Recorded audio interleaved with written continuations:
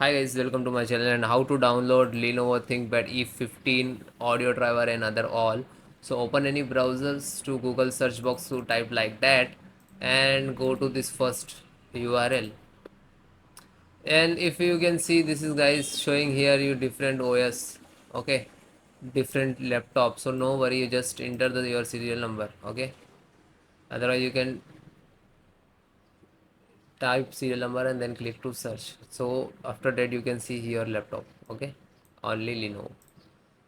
So you can see there guys, there are two type to install, first automatic and second manual. So in automatic you just click to scan now and just required to install, okay, and this is manual. So manual means you have facing some issues, okay, if you have to install separate driver so you can do, okay. So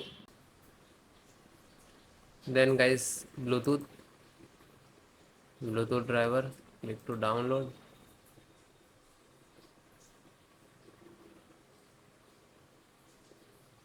Click to setup, which is downloaded, then click to yes, okay, next, I accept the agreement, then next, select the install, then next, install.